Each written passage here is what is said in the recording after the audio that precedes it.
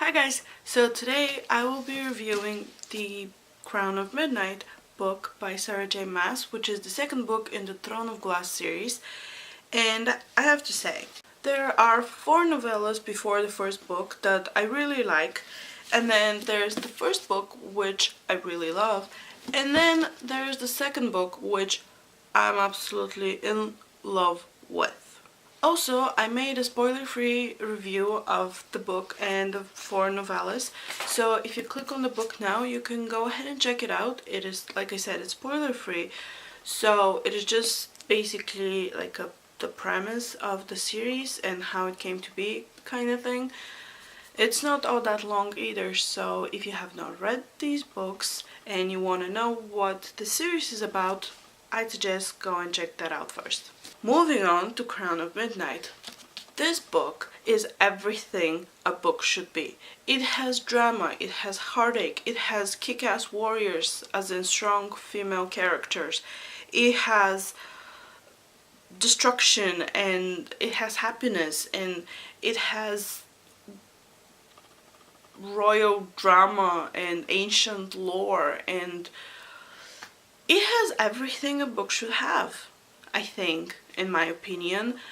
I mean, I have to be honest, like the beginning, the first part of the book, or the first third of the book maybe, it was very similar to Throne of Glass, which is not a bad thing because, like I said, I love Throne of Glass. And then after that, things change, and there comes the part that made me fall in love with this book. So I mentioned this in the Throne of Glass review, but basically the first 4 novellas are kind of in the assassination world, and then Throne of Glass happens during the competition. So it's in the glass castle and there's royal drama and whatever going on. And then this book just takes that on a whole new level. I mean, I don't know how she did it, but this is a whole new level of awesomeness. But let me tell you what it's actually about. So basically, now that Selena has won the contest and is the King's champion, she has been doing this for 2 months now at the beginning of this book, and things have changed. In the first book, at the end of the book, when she became the King's champion, she broke up with Dorian, which was actually the good thing to do because I don't think she should be with Dorian.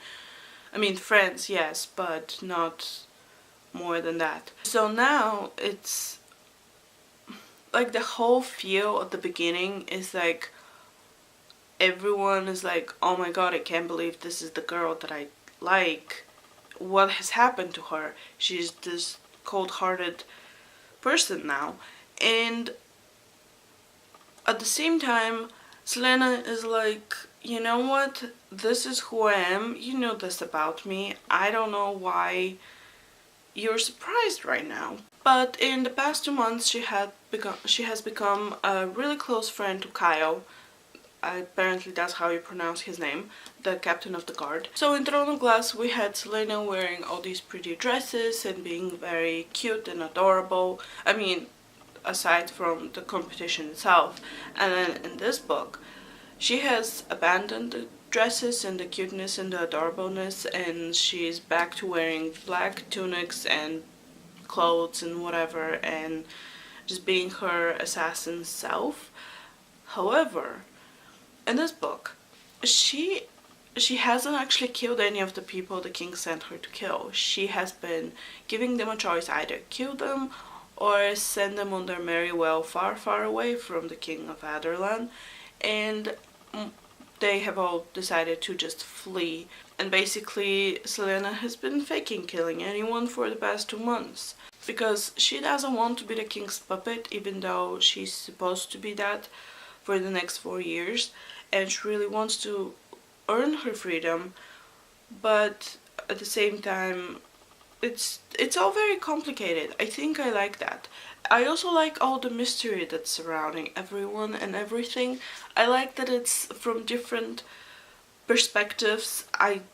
Because that way we get more of the story. I mean, don't get me wrong, books that are only through one protagonist like point of view, they're pretty nice too, but this way we get more of the story, and I like getting as much of the story as possible, so I like this.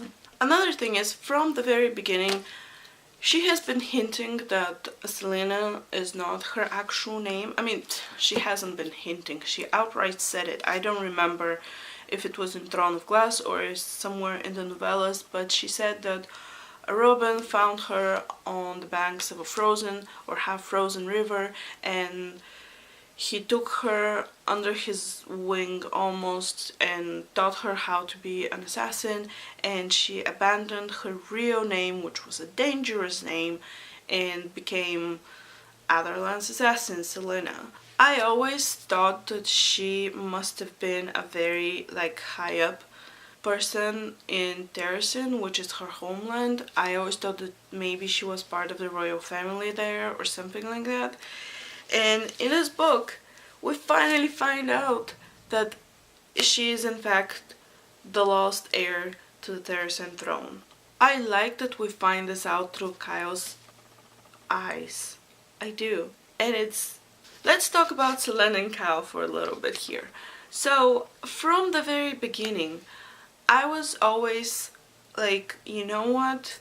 Dorian is nice and everything, and they have a lot in common, but Kyle is the one that she's meant to be with. Like, they're the two that are meant to be together. However, that doesn't mean that they're just gonna fall in love together and nothing's gonna stop them and they're gonna be happily ever after. And I really like that part of the series, because that's not what happens. I mean, at the beginning, they basically despise each other and they just grow.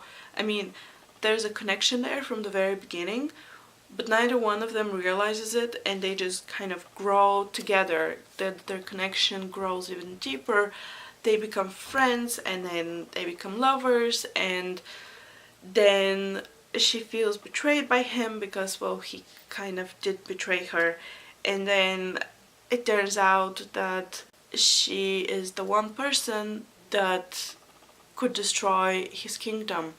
I mean, he left his family to be on the royal guard. He is the captain of the guard at the royal castle. Well, there's only one kind of castle, but basically he is the king's main guard almost, and the prince's main guard, and the girl he loves is the one person who can destroy all of this, all of what he's been working for. When she reveals, well, she doesn't exactly reveal it at the end, she kind of tells him the date when everything changed for her, and then he finds out through the records that she is who she is.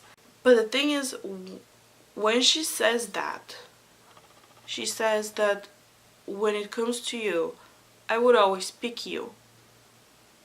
And at this point, we know that she will come back. We know that she will fight for the freedom of the lands everywhere. And we know that she will fight to free this continent from the King of Adderland's iron fist and tyranny. But at the same time, she will always choose Kyle above everything else.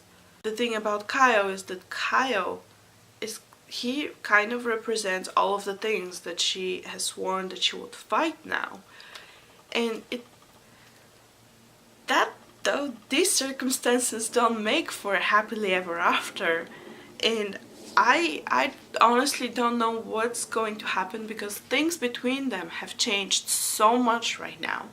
I'm glad they had the couple of weeks or months or whatever of happiness that they did, because right now things are not going to be easy for them. I don't know how they're going to get over the things that have happened. I don't know how she's going to get over the betrayal, which is actually not as bad as what she's doing to him. I mean, it's not exactly betrayal, she is who she is, but it's not easily solvable. It's complicated, and even though they're meant to be, that doesn't mean that they're gonna end up being together, which would make me very sad, but these things happen sometimes. And I am really looking forward to the next book, because I honestly have no idea what's gonna happen, and I like that about this series. It keeps you on your toes, and it's always, you see things coming, but at the same time you don't, because there's twists and turns, and it's like a maze of emotions. And yeah, can you tell that I like this book? Because I really do. So yeah, that's about them. And then when it comes to Selena and Dorian, now, like I said, they may have had their fling in the first book, and he might still be a little hung up over her, but they're not the ones that are meant to be together, even though with all of these complications they might end up being together, but then that would be really weird. That is not the point. I think he's gonna meet someone else, maybe. I hope he's gonna meet someone else. You know, that triangle kind of reminds me of Rose, Dimitri, and Adrian. Like, Rose and Dimitri are the ones that are meant to be together, but at the same time, we really like Adrian. Rose is not the girl for him, kind of thing. So that kind of reminds me of them a little bit. I'm really hoping that Dorian will find his... Okay, I'm gonna stop with the spoilers of a different series now. But I'm really hoping that Dorian will find his girl. I actually thought it was going to be Nehemia. I'm not gonna lie, I really thought it was going to be her. But I guess that's not gonna happen now. So I don't know who it would be. But I'm really hoping he finds her, because that would make me very happy. I think that what needs to happen, and it's not gonna be easy on Dorian either, because his dad is the one that kinda needs to go away, and as bad as he is, he's still Dorian's father, and that is not going to be easy. So I think that Dorian would be an amazing king, and especially with his magic and his gifts and his friendship, I think that Dorian and Selena have the capabilities of bringing about a very beautiful relationship to the kingdom. And with her being the queen, or the lost queen of Terrasen, and with him being the new king of Adarlan, there's a lot of potential there. I mean, not romantically for them, they're great friends and they can like bounce off each other with their magic and stuff like that. But also for the people and for just the whole continent, there's hope in those two to bring about better times, almost. The thing is that Dorian, and he's already taking steps, he's going there, he is almost the man that he is meant to be. He's really moving towards that direction, and I think that once he actually grows into his full potential, he would be a really, really great king. And now I'm more crackpot-tearing than reviewing the book, but that happens sometimes. So yeah, I really, really, really like this series. I have no idea when the next book will come out. I hope it's soon, because I can't wait. Though probably I'm gonna have to wait for another year, because that's how books work nowadays. You have to wait a whole year before the next one comes out. But I will wait, and I will read it, and I am hoping that I would love it more than this one, if that's even possible. But even loving it as much as this one would be good enough for me, because I am absolutely in love with this book. I'm going to stop babbling now, and I will see you very soon. Bye!